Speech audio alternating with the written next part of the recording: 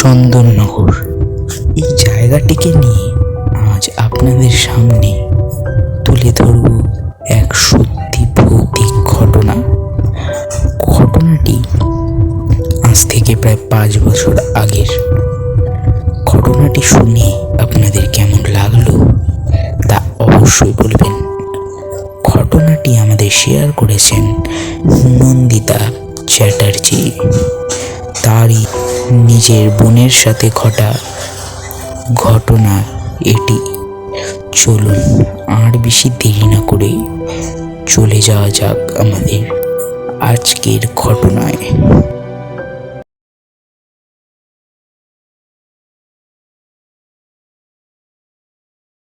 দুই বন্ধু, উর্মিলা আর অনু। যদিও অনু উর্মিলার চেয়ে 2 বছরের বড়, কিন্তু একই পাড়ায় বাড়ি হওয়ার তাদের বন্ধুত্ব যেন দিন দিন আরো ঘন হয়ে উঠেছে। আর 2 দিন পর কালী পুজো। প্রত্যেক দিন বিকেলে পাড়ার পাঁচু কাকুর দোকানে দুজন মিলে 2 কাপ চা না খেলে যেন মন ভরে না। আর সেই সঙ্গে গল্প তো চলেই। আকাশে বাজির শব্দ, বোঝা যাচ্ছে আজ কালী পুজো। উর্মিলা তো বেশ খুশি। আজ রাতে অনুর সাথে ঘুরতে বেরোবে সে। ঠাকুর দেখবে পাড়ায় পাড়ায়, প্যান্ডেলে প্যান্ডেলে। উর্মিলা সন্ধ্যাবেলাতেই সেজেগুজে তৈরি হয়ে নিল। ওদিকে অনু বেশ সাদাসিধে মানুষ। সাজগোজ তার মোটেও পছন্দ নয়। একটা কালো কুর্তি এবং নীল জিন্স পরেই সে তৈরি। ফোনে যখন তাদের কথা হলো, অনু বলেছিল চন্দননগরের বাস স্ট্যান্ডে ঠিক বিকেল 7টায় এসে দাঁড়াবে। তখন উর্মিলাকে ফোন করলে সে যেন চলে যায়। উর্মিলা তাতে রাজি হয়ে যায়। তাই এখন 6:45টার দিকে সেও তৈরি। ঠিক 7টা বাজতে যখন 1 মিনিট বাকি, উর্মিলার ফোনে একটা কল ঢুকলো। বুঝতে সন্দেহ হলো না যে সেটা অনুর ফোন। ফোনটা রিসিভ করতে ওপার থেকে অনু বলল বাড়ি থেকে বেরিয়ে যেতে। উর্মিলা আর বেশি দেরি না করে তার হাত ব্যাগটা নিয়ে মা বাবাকে প্রণাম করে বেরিয়ে গেল। 5 মিনিট ধরে সোজা হাঁটার পর পৌঁছলো সে চন্দননগর বাস স্ট্যান্ডে। সেখানে গিয়ে এদিক ওদিক তাকাচ্ছে, কিন্তু দেখা নেই। ভালো করে কিছুক্ষণ দেখার পর বুঝতে পারল ওই পারে সিগন্যালটার সামনে দাঁড়িয়ে আছে উর্মিলা। সে হাত দেখিয়েছে, কিন্তু অনু তা দেখতে পায়নি। উর্মিলা রাস্তা পার হবে এবার। সিগন্যাল পড়লো ঠিক 2 মিনিট পর।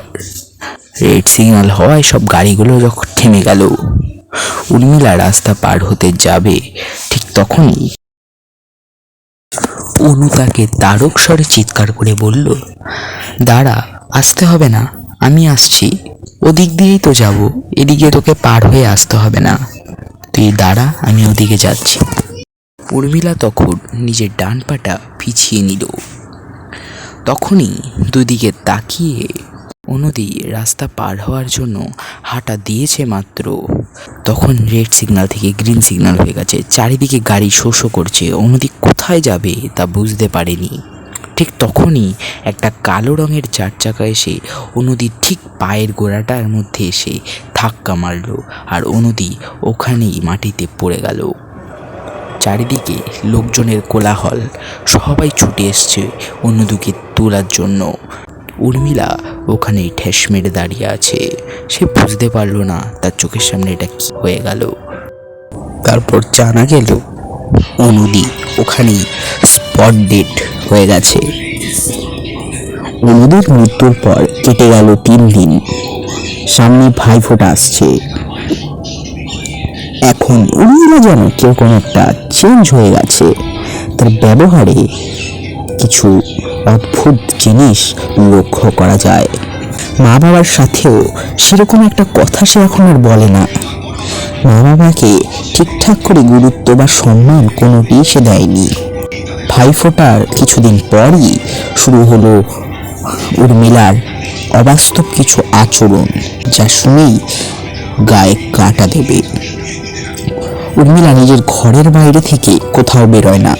তার মা বাবা যখন তাকে খাবার দিতে ওই ঘরে যায় তখন খেয়াল করে উর্মিলা যেন কার সাথে কথা বলে। দিন দিন উর্মিলা নিজের হাত পায়ের নখ টেনে টেনে বা কামড়ে কামড়ে খুলে দিচ্ছে, আর সেখান থেকে যে রক্ত ঝরছে তা চেটে চেটে খাচ্ছে। তা বোঝা তা যে কতটা ভয়ানক তা বোঝার দায় কারণ নেই।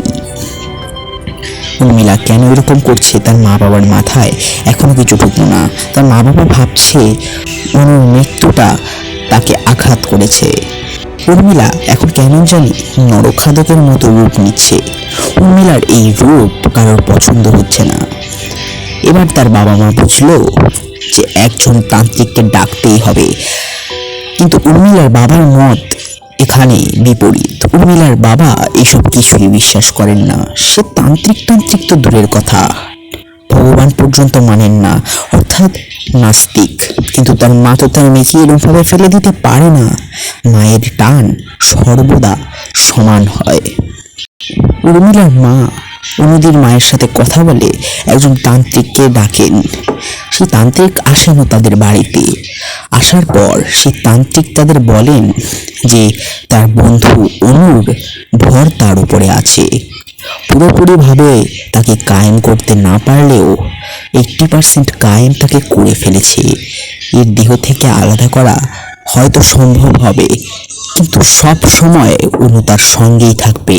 তার শরীর থেকে হয়তো আলাদা করা যাবে, কিন্তু তার মন থেকে কখনো না।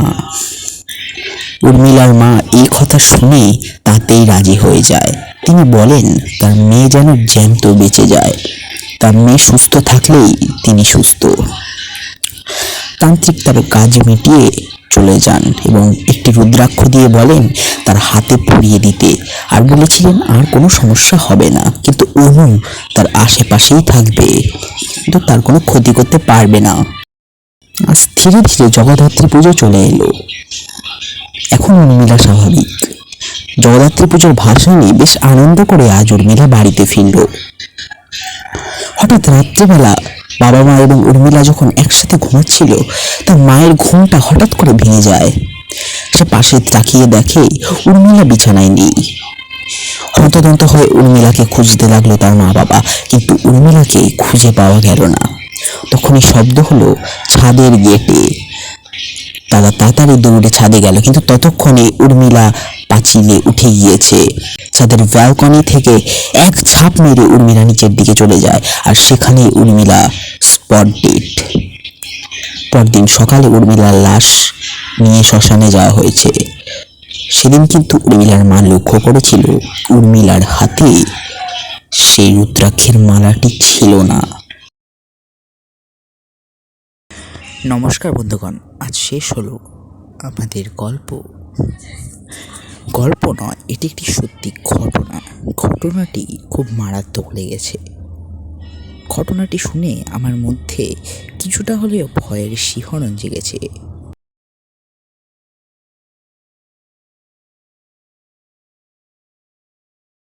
আমার মনে প্রশ্ন জাগলো, তান্ত্রিক যখন তাকে ছাড়িয়েই দিল তবে সে সুইসাইডই বা করলো কেন? আর তার হাতের রুদ্রাক্ষের মালাটাই বা গেল কোথায়? তবে কি অনুই মৃত্যুর পর তাকে টেনে নিয়ে গেছে তার সাথে যাওয়ার জন্য? ঘটনাটি পুরোই একটা সাসপেন্স নিয়ে আমাদের সামনে এসেছে।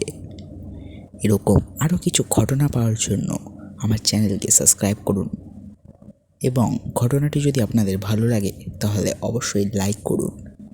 আমি আপনাদের লাইক ও সাবস্ক্রাইব করতে কোনো রকম জোর জবরদস্তি করব না।